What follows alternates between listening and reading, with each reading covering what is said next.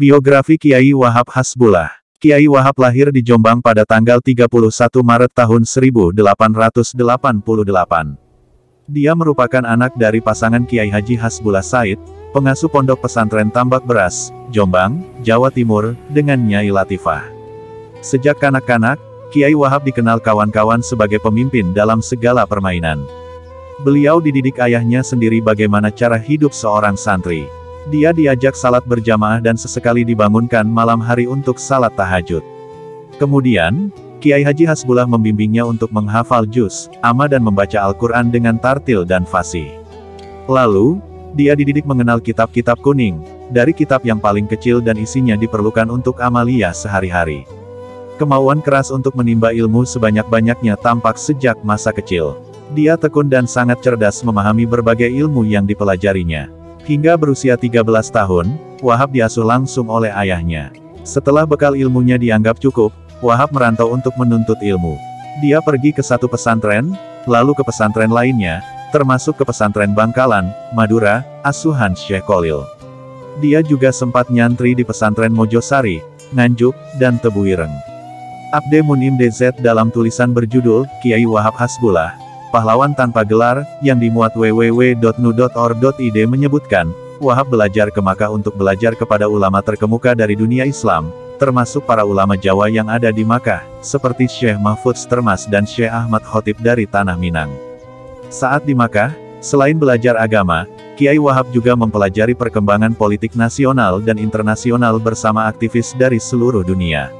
Sepulang dari Makkah 1914, Kiai Wahab tidak hanya mengasuh pesantrennya di Tambak Beras, tetapi juga aktif dalam pergerakan nasional. Ia tidak tega melihat kondisi bangsanya yang mengalami kemerosotan hidup yang mendalam, kurang memperoleh pendidikan, mengalami kemiskinan serta keterbelakangan yang diakibatkan oleh penindasan penjajah. Melihat kondisi itu, pada tahun 1916 Kiai Wahab mendirikan organisasi pergerakan yang diberi nama Nahdlatul Watan Kebangkitan Negeri.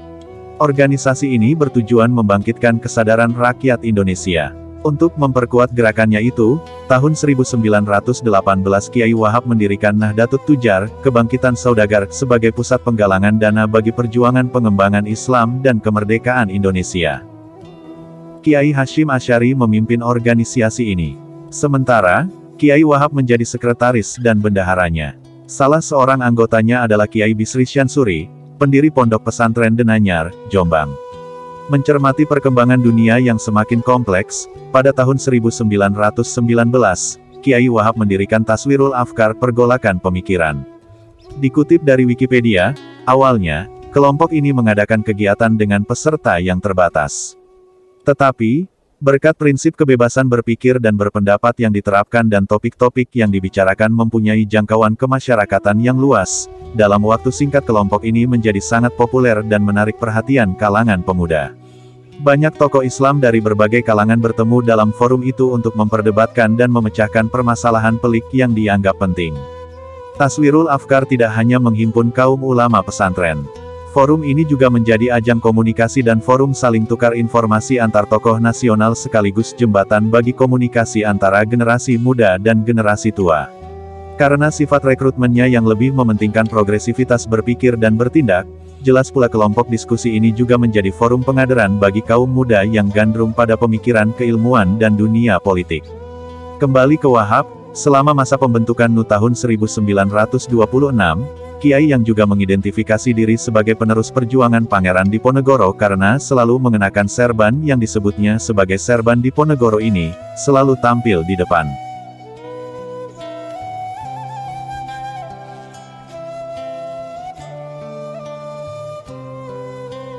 Tepukan sakti Kiai Wahab Hasbullah. Malam itu di tengah alas cepu, menjadi bukti dahsyatnya kejadukan Mbah Wahab. Ketika para kiai lain sudah mengeluarkan kesaktiannya, geng begal yang mencegat rombongan ternyata masih terkekeh-kekeh tidak ambruk juga.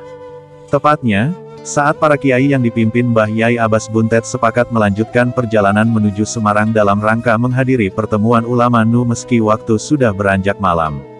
Rombongan terdiri dari Kiai Wahab Hasbullah, Kiai Asad Syamsul Arifin, Kiai Bisri Syansuri dan Kiai Abbas. Berangkat dari Jombang naik mobil sedan milik Mbah Wahab, berempat menelusuri jalan Trans Utara. Rombongan kiai tidak langsung ke tempat tujuan, tetapi singgah dulu di beberapa pesantren dan kiai yang dilewati. Pesantren Langitan menjadi destinasi pertama, lanjut Bojonegoro, Jatirogo, dan seterusnya. Gayeng dalam setiap pertemuan dan perjamuan hingga tak terasa waktu menembus maghrib. Singkat cerita, para kiai tetap melanjutkan rencana perjalanan sebelum nanti singgah lagi di pesantren sarang. Malam hari rombongan mulai memasuki wilayah hutan Cepu, mendadak segerombolan begal menghadang di tengah jalan. Dalam mobil, Mbah Bisri dan Mbah Wahab ketika itu berada di kursi belakang sedang terlelap istirahat.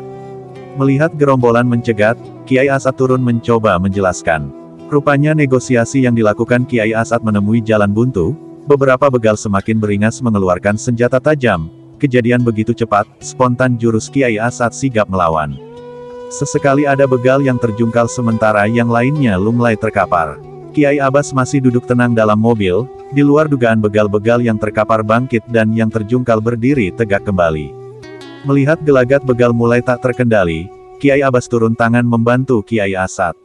Gedabak-gedebuk suara gaduh begal terjatuh dan perlawanan sengit belum berhenti. Bising suara teriakan ganas bercampur kata-kata kasar terdengar menembus pepohonan tak terelakkan. Waktu terus berjalan, sekali lagi, perlawanan belum berhenti. Kiai Abbas memberi kode kepada Kiai Asad untuk membangunkan Kiai Bisri. "Onok opo tuh, kok rame temen? Ada apa, kok ramai sekali?" tanya Mbah Bisri. "Begal nekat Yai, boten mantun-mantun." "Begal nekat Kiai, tidak apa-apa," jawab Kiai Asad. Mbah Bisri mencoba mengamati Kiai Abbas yang sedang menghadapi keberingasan kelompok begal. "Kalau itu bagiannya Kiai Wahab," sergah Mbah Bisri. Kang, kayak onok begal nekat. Kang, itu ada begal nekat." Mbah Bisri menepuk pundak Mbah Wahab. "Onok opo, ada apa?" tanya beliau. Begal Kang, Mbah Bisri membisiki. "Oh, ngene lo carane, oh, begini lo caranya." Mbah Wahab mengangkat kedua telapak tangannya, kemudian plak, suara keras tepukan tangan beliau menuntaskan pertarungan. Seketika kelompok begal terpental terpencar dan terjungkal kaku terdiam.